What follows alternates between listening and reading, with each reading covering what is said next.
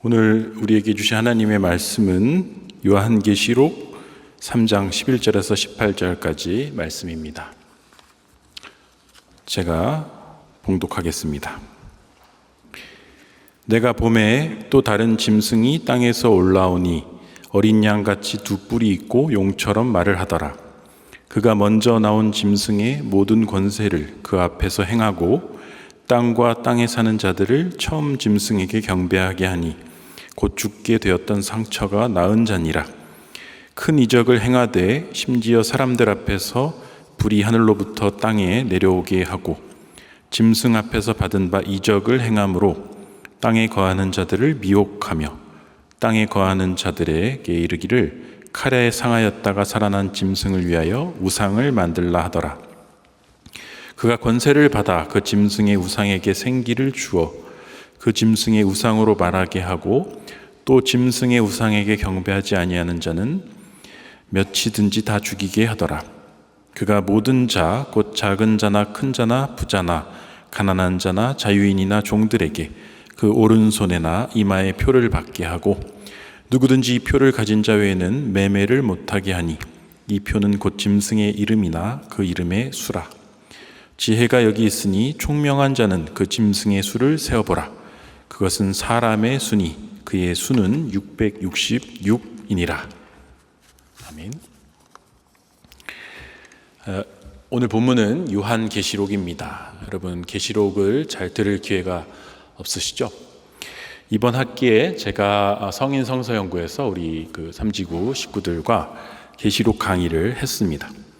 소망교회 와서 처음 하는 요한계시록 강의였습니다. 작년 말에 이 강의를 하겠다고 우리 지구 식구들에게 약속을 했는데 다들 너무 기대된다고 하셔서 방학 중에 열심히 준비를 했습니다. 그런데 시작하자마자 후회했습니다. 내가 과연 이 내용을 전할 수 있을까? 계시록이 이렇게 어렵고 복잡하고 방대한데 이걸 내가 왜 한다고 했을까? 엄두가 나지 않았습니다. 하지만 3월에 개강하고 지금 다음 주, 이번 돌아온 주이면 종강을 앞두고 있는데 정말 잘했다는 생각이 듭니다. 소망교회 와서 한 일 중에 제일 잘한 일 중에 하나다. 계시록을 강의한 것이. 그리고 열심히 들어주시고 관심 가지고 기도해 주신 우리 모든 분들께 감사를 드립니다. 이번에 제가 강의하면서 느낀 것인데 이 요한계시록은 성경 전체에서 정말로 중요한 책이다. 이렇게 말씀드릴 수 있겠습니다. 성경 전체를 요약하고 압축하고 성경이라는 세계로 들어가는 어떤 키 중에 키가 요한계시록이구나. 이런 것을 준비하고 강의하면서 또 확실하게 알게 되었습니다. 특히 지금처럼 이 말세의 징후가 너무 많이 보이잖아요. 세계를 보고 주변을 보면 이 정말 종말의 때가 왔구나라는 말세의 징후들이 보이는 때일수록 요한계시록은 더욱더 중요하다라고 우리가 생각해야 하겠습니다. 그런데 보면 일반 교회에서 요한계시록을 잘 다루지 않습니다. 하면 거의 1, 2, 3장 7교회 정도를 다룰 뿐이고 장례식장에서 21장 즉 천국에 대한 걸 다룰 때 말고 그 중간 부분은 거의 다루지 않는 것을 보게 됩니다. 이걸 제일 잘 다루는 집단이 있어요. 한국에서 이 계시록을 제일 전문적으로 다루는 집단이 신천지예요. 바로 이단 신천지가 계시록에 있어서는 탁월하다. 이 계시록을 달달 외우고 있고 자기들의 어떤 해석 틀을 가지고 완벽하게 그 틀 안에서 다루고 있다. 그런데 정통교회나 일반 교회는 계시록에 대해서 막연한 두려움을 갖고 있거나 또 막연한 동경만 가지고 실질적으로는 이걸 다루지 않고 있기 때문에 이 영적인 지형도로 봤을 때 한국교회 영적 지형도 기상도로 봤을 때 이단이 계시록을 지배하고 있다. 이렇게까지 말씀드릴 수 있겠습니다. 그러니까 점점 더 많은 사람들이 이단에 넘어가고 속수무책으로 기성교회들이 당하고 있구나. 이것을 제가 뼈저리게 통감하게 되었던 것이죠. 그래서 정말 여러분이 열심히 계시록을 읽으셔야 되고 배우셔야 하겠다. 그 경각심을 드리기 위해서 종강의 즈음에 이 본문을 선택한 것입니다. 오늘 이 계시록을 다 다루기에는 시간이 너무 없기 때문에 한 가지만 맛보기로 다루려고 합니다. 그런데 특히 지금 제가 종말의 징후로 읽고 있는 중요한 포인트 하나가 바로 AI예요. AI 시대가 종말의 징후와 굉장히 밀접하다라고 분석하고 있습니다. 왜냐하면 이 뒤에 말씀드리겠습니다만, 그런데 그 시대에 걸맞는 어떤 본문이 내용이 여기 있기 때문에 오늘 이 본문을 그 측면에서 좀 집중적으로 파헤쳐 보려고 합니다. 오늘 우리가 읽은 이 13장의 본문에는 두 짐승이 나와요. 첫 번째는 바다 짐승, 바다에서 올라온 짐승이 나오고, 오늘 우리가 읽은 11절 이하에는 땅에서 올라온 짐승이 나옵니다. 하나는 바다 짐승, 하나는 땅의 짐승, 두 짐승입니다. 그런데 이 두 짐승을 지휘하는 대장이 있어요. 대장이 어디 나오냐면 앞에 나옵니다. 12장. 12장에는 용이 나옵니다. 근데 용에 대해서 성경은 옛 뱀, 곧 사탄, 마귀다 이렇게 말하고 있습니다. 즉 요한계시록 12장은 우리가 살아가는 이 우주적인 세상이 악과 선의 영적인 전쟁터라는 것을 아주 성경 전체에서 가장 장엄하게 상징적으로 그리고 실질적으로 알려주고 있는 장이다. 12장에 보면은 용이 거대한 하늘을 지배하면서 여자와 아이를 박해하는 모습이 나옵니다. 여자와 아이가 무슨 힘이 있겠어요? 용은 불도 있고 날개도 있고 무기가 있잖아요. 근데 여자와 아이는 아무 무방비 상태로 용과 싸웁니다만, 그때 이제 미가엘 천사를 비롯한 하늘의 군대가 이 용을 막아서고 여자와 아이를 피신시켜서 이제 한 1260일 동안 42달 동안 광야에서 보호해주는 그런 장면이 나옵니다. 이거를 그냥 보면 무슨 소리인가 이해가 안 될 거예요. 그런데 아까 말씀드린 대로 용이 사탄 마귀, 즉 하나님을 대적하는 사탄의 수장이라고 생각하고, 여자가 무엇인가를 생각해 보면 바로 여자는 교회라고 말할 수 있어요. 이 그리스도인들을 품고 낳고 길러내고 보호하는 교회. 하지만 교회는 전쟁 무기가 없죠. 우리가 총칼이 어디 있어요? 교회는 오직 말씀으로 용과 싸웁니다. 그래서 그 교회를 미가엘 천사와 하늘의 군대가 보호해주고 있다. 그게 이제 12장의 모습입니다. 그래서 교회는 보호됐지만 이 용이 화가 나서 땅으로 진격합니다. 그래서 땅에 있는 모든 하나님을 알지 못하는 백성들 혹은 하나님을 믿는 사람들을 미혹하고 시험해서 그들을 이제 자신의 권세 아래 지배하려고 하는 모습이 바로 13장에 나옵니다. 그런데 이 13장 1절부터 10절까지는 바다 짐승이라고 했어요. 그리고 12절부터 18절까지는 땅의 짐승. 이렇게 보면은 용과 바다 짐승, 땅의 짐승 이렇게 삼각편대가 이루어집니다. 용은 최고의 대장이고 바다 짐승이 있고 땅의 짐승이 있다. 그럼 바다 짐승은 뭐고 땅의 짐승은 뭐냐? 이렇게 말할 수 있겠죠. 바다 짐승은 제국의 지배자입니다. 이 국가 혹은 제국, 군대, 권력, 제도, 관료주의, 우리가 살아가는 이 세상 전체를 지배하는 실질적인 지배 시스템이 바로 바다 짐승이 지배하는 시스템이라고 성경은 증언하고 있습니다. 그래서 과거에 이 계시록이 쓰여지던 때에 바다 짐승은 뭐가 되겠습니까? 로마 제국이 돼요. 로마 제국의 황제, 그리고 그 황제가 거느린 군대, 그리고 로마 제국의 수많은 도로, 그리고 건물, 그리고 로마의 모든 도량형부터 해서 시스템, 그 시스템이 바로 바다 짐승이 지배하는 실질적인 권력 시스템이라고 말씀드릴 수 있습니다. 근데 여기서 좀 깜짝 놀랄 만한 사실은 용의 지배하에 있다라는 거예요. 그 제국 시스템. 세상의 이 지배 질서는 사실상 사단의 권세 아래 있다라는 것을 계시록은 증언하고 있는 겁니다.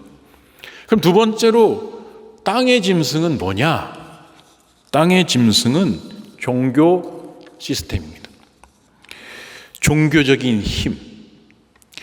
그리스도인과 선량한 시민들을 미혹해서 이 종교적인 힘과 영적인 힘을 가지고 미혹해서 하나님을 부인하게 만들고 배교하게 만들고 사단 마귀를 경배하게 만드는 힘, 그것을 바다 짐승이 상징하고 있습니다. 다시 말해서 땅의 짐승이, 감사합니다. 잘 배우셨어요. 우리 땅의 짐승은 온갖 미사여구와 가머니솔로 꿰어서 그리스도인들을 유혹하고 배교하게 만드는 존재다. 자, 그런데 여러분 생각에는 어떤 권세가 더 세다고 생각합니까? 이 바다 짐승이 셀까요? 이 땅의 짐승이 셀까요? 무력이 셀까요? 종교적인 힘이 셀까요? 우리가 얼뜻 보기에는 군대가 세 보이죠. 총칼, 대포, 전투기, 폭탄, 물리적인 힘이 세 보입니다. 그런데 역사 속에 돌이켜보면 로마 제국이 군대와 총칼로 기독교인을 박해했을 때는 교회가 더 번성했습니다. 그래서 터키의 데린구유, 갑바도기아 지역에 가보면, 우리 가보신 분들 아시잖아요. 땅을 파고 들어가서 동굴 지하 도시를 건설했어요. 거기에서 교회도 만들고 집도 만들고 식수 저장고, 식당. 그래서 지하에서 1년 내내 살아갈 수 있는 천장에서 빛이 들어오게 이렇게 만들어서, 그래서 그리스도인들이 수백 년을 거기서 살아왔다고 합니다. 지상에서 권세로 권력으로 박해하면 할수록 그리스도인들은 똘똘 뭉쳐서 그 믿음을 가지고 신앙의 정절을 지키며 그 교회를 지켜왔다라는 거예요. 반면에 종교적인 미혹은 눈에 볼 때 그렇게 세 보이지 않습니다. 그런데 사실은 더 큰 문제가 있어요. 왜냐하면 그럴듯하고 뭔가 맞는 말을 하는 것처럼 들리기 때문에 성도 입장에서는 빠져들기가 쉽고, 빠져들면 나오기가 매우 힘들다, 이렇게 말씀드릴 수 있겠습니다. 그래서 사실 신약 성경 읽어보시면 여러분, 박해에 대한 어려움을 호소하는 것보다 이단 때문에 고통스럽다라는 사도들의 이 호소가 엄청 많아요. 이단이 교회를 좀먹고 있다, 이단이 교회를 무너뜨리고 있다.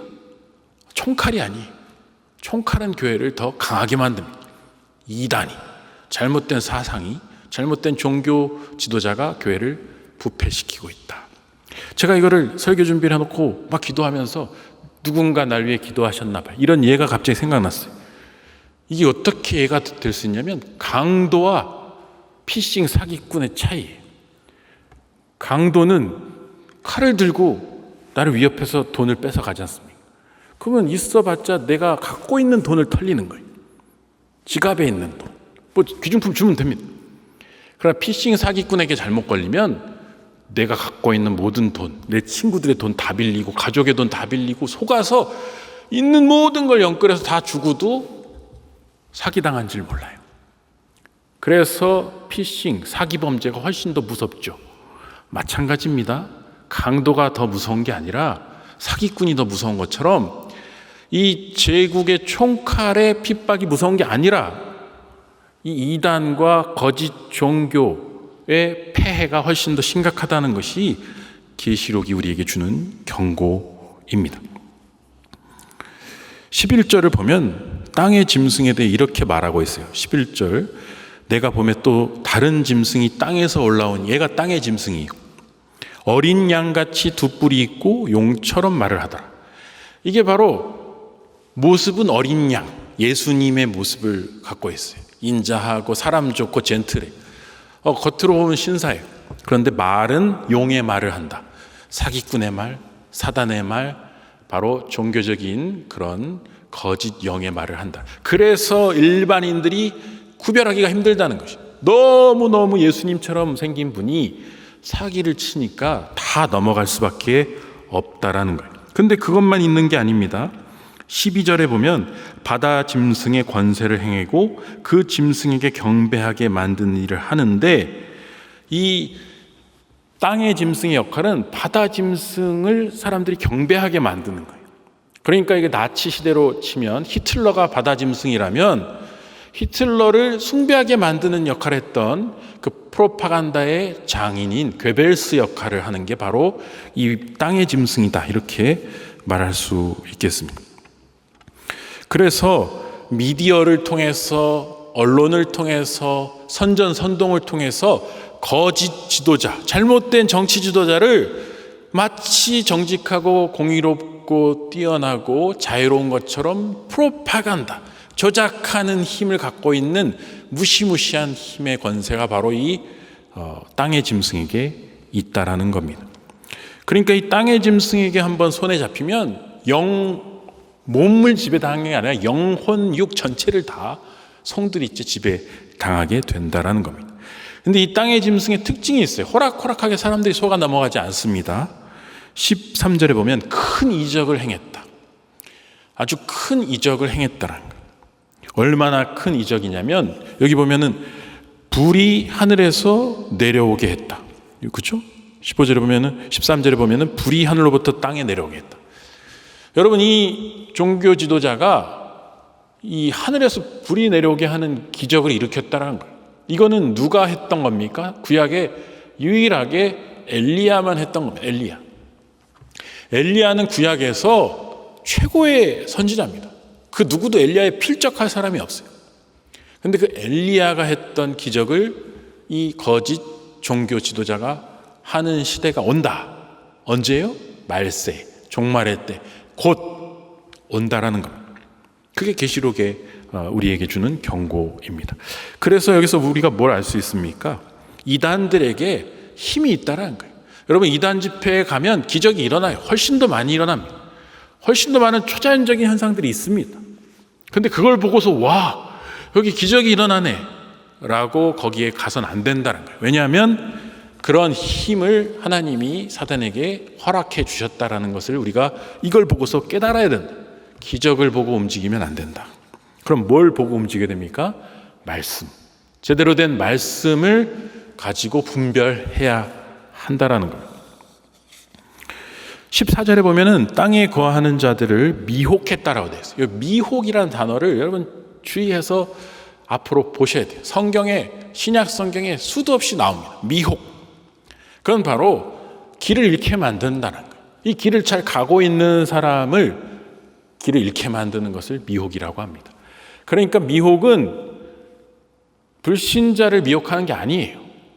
그리스도인들을 미혹하는 것입니다.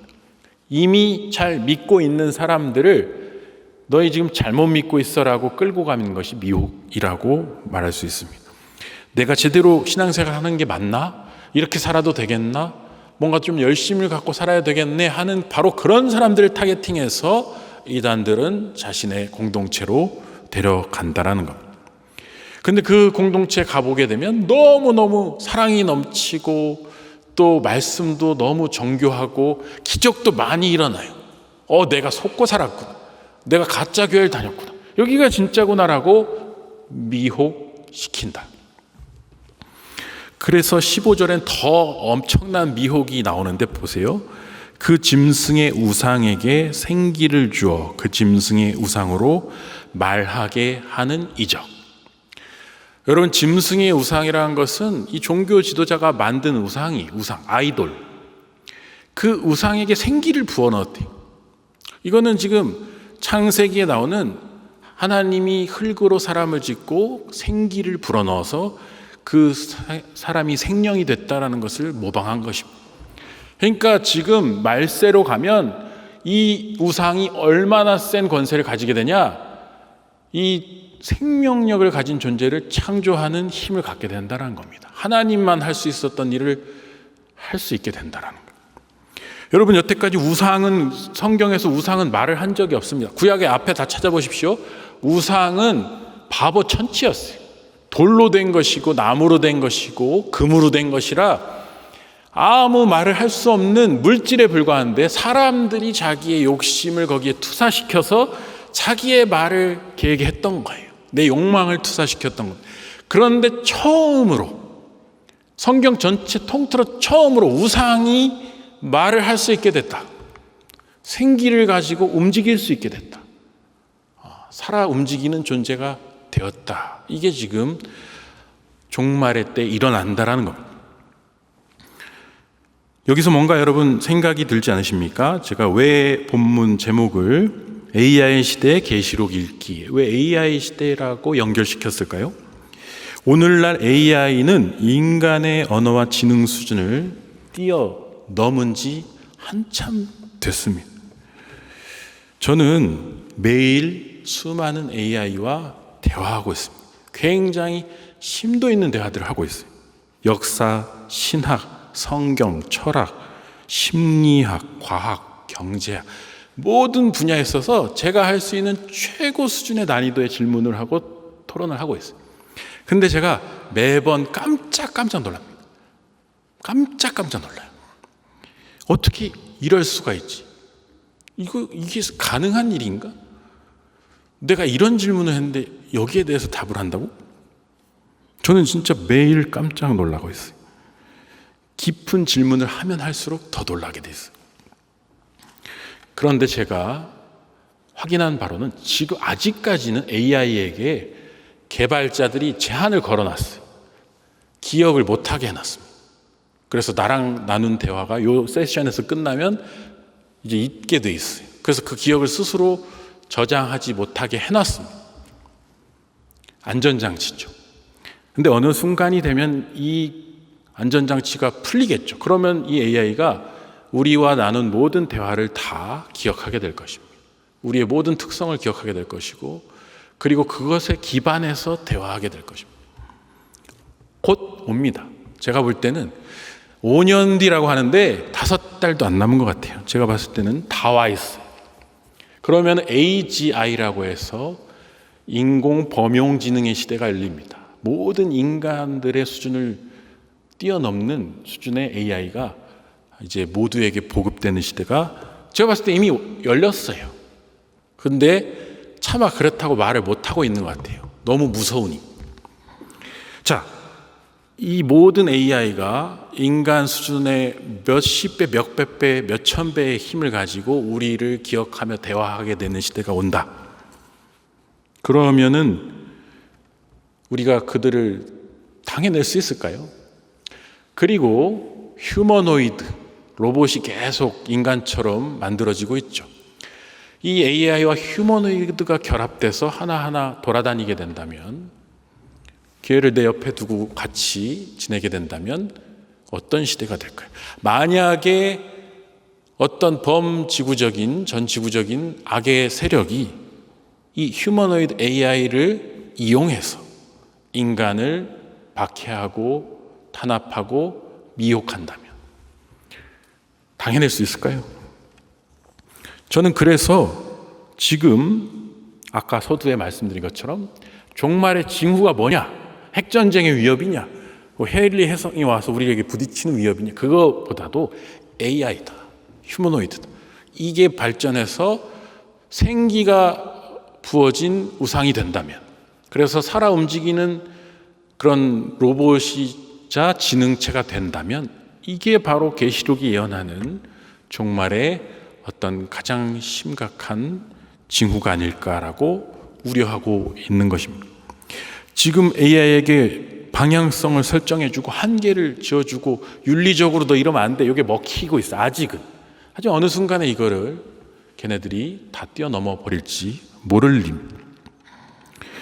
이들이 그리스도인들을 종교적인 힘과 영적인 권세를 가지고 박해하게 된다면 우리는 그때 어떻게 대응해야 할 것이냐. 자, 그리고 그 유명한 666이 나와요. 666. 요한은 이 땅의 짐승과 말하는 우상이 힘을 가지고 세상을 지배하는 시대가 곧 올 건데, 그 우상에게 경배하고 순응하는 자는 표를 받게 된다. 그게 바로 666이다. 666. 우리 맨날 666 들었죠? 컴퓨터다, 바코드다, 뭐 중국이다, 네로 황제다. 근데 여러분 중요한 거는 666이 뭔지가 중요한 게 아니에요. 그 기능이 뭔지가 중요해요. 그 기능. 여기 보면은 그 기능이 뭐냐면 17절에 나와 있어요. 이 표를 가진 자 외에는 매매를 못하게 한다. 매매라는 것은 경제활동을 말합니다. 이때 당시 로마 제국에서의 경제활동하고 지금 오늘날 디지털 시대의 매매활동은 차원이 달라요. 만약에 여러분이 SK텔레콤 그 유심 사태처럼 만약에 우리의 모든 유심을 AI가 지배해서 경배하지 않는 자에게는 유심을 제거한다고 생각해 보십시오. 유심이 없으면 어떻게 될까요? 먹통됐을 때 한번 경험해 보셨습니까? 전화, 통신 다 안 되고 은행 접속 안 됩니다. 온라인으로 주문도 못 합니다. 계좌이체도 못 합니다. 유심 없어지면 우리 구석기 시대로 돌아가는 거예요. 유심 하나만 없어도 그렇게 되는데 이 온라인 시대, 초연결 시대에 만약에 초거대 AI나 어떤 악의 세력이 그리스도인들에게 배교하지 않으면, 예수를 부인하지 않으면 이 접속망에서 차단시키겠다. 그럼 우리 어떻게 살 거예요? 뭐 시켜서 배달도 못 시키고 내 은행 계좌도 다 동결될 텐데. 바로 그걸 말하는 겁니다. 요한은 그리스도인이 된다는 것은 이렇게 배교의 시대, 수많은 사람들이 배교하는 이 시대에 내가 완전히 고립되고 굶어 죽을 각오를 하고서라도 예수 그리스도를 구주로 인정하고 순교의 길을 택할 것이냐, 아니면 이 제국의 질서와 종교적인 탄압의 질서에 부합해서 거기서 그냥 그렇게 먹고 살 것이냐, 이걸 묻고 있는 겁니다. 사랑하는 여러분, 지금 계시록은 우리에게 허황된 얘기를 하고 있는 게 아니에요. 이건 지금 판타지 소설이 아닙니다. 이것은 1차적으로는 로마 제국 시대에 일어났던 일을 기록한 것이지만 요한은 분명히 말하고 있어요. 장차 올 일이다. 장차 올 일. 그리고 장차 올 일에 뭐가 포함되어 있습니까? 아마겟돈 전쟁과 예수 그리스도의 재림이 포함되어 있어요. 우리는 주님의 재림을 기다리는 사람들이잖아요. 다시 오실 주님. 근데 다시 오실 주님을 기다린다는 것은 바로 이 대환란과 큰 시험과 역경의 시대에도 우리가 각오하고 준비하고 있어야 된다는 것을 말하고 있습니다. 그리고 계시록은 그 시험의 양상이 어떤 방식으로 전개될지에 대해서 우리에게 암시적으로, 은유적으로 설명해 주고 있는 것입니다. 그래서 성경은, 계시록은 우리에게 얘기합니다. 이 모든 환난과 시험과 박해도 불구하고 끝까지 승리하는 자에게는 주님이 영광의 면류관으로 화답하실 것이다. 바로 승리자가 되라 라고 우리를 초청하고 있는 것이다. 이렇게 말씀드릴 수 있겠습니다. 그리고 결론은 승리예요. 그 어떠한 사단 마귀와 짐승의 권세도 일시적이고 유한하기 때문에 결국은 하나님이 모든 것을 다 극복하시고 그들을 무저갱에 넣으신 후에 우리에게 영원한 하나님의 나라를 열어주실 것이다. 끝까지 하나님을 신뢰하라. 이것이 계시록의 핵심이라고 말할 수 있겠습니다. 말씀을 마무리합니다. 어느 인디언 추장에 관한 이런 얘기가 있죠. 어떤 손자를 이렇게 예뻐해서 같이 얘기하고 있는데 손자에게 지혜로운 얘기를 들려줘요. 얘야, 우리 인간의 마음에는 두 마리의 늑대가 있어. 하나는 하얀 늑대, 착한 늑대고, 다른 하나는 까만 늑대고 아주 나쁜 늑대예요. 둘이 맨날 싸워. 네 생각에는 어떤 늑대가 더 센 것 같니? 글쎄요, 할아버지, 어떤 늑대가 더 세요? 네가 먹이를 많이 주는 늑대가 세지는 거야. 이게 그 인디언 할아버지가 손자에게 준 조언이었어요. 바울이 이렇게 말하죠. 로마서 7장에 오호라 나는 곤고한 자로다. 이 사망의 몸에서 누가 나를 건져내랴. 선을 행하려는 마음은 내게 있으나 내 속에 있는 죄가 그 선과 싸워서 그 선을 행하지 못하게 한다.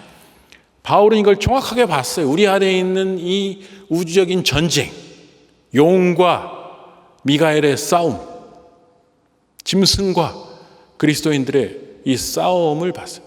우리는 싸움을 안 할 수 있는 존재가 아니에요. 우리는 싸워야 하는 존재.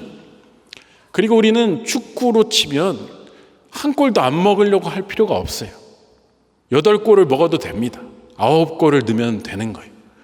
10골을 먹으면 11골을 넣으면 돼요.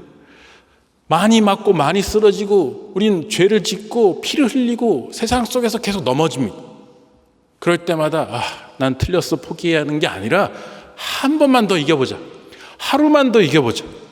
이거보다 조금만 더 전진해보자. 이게 바로 계시록이 우리에게 요구하는 바로 철치 밀리턴트, 전투하는 교회.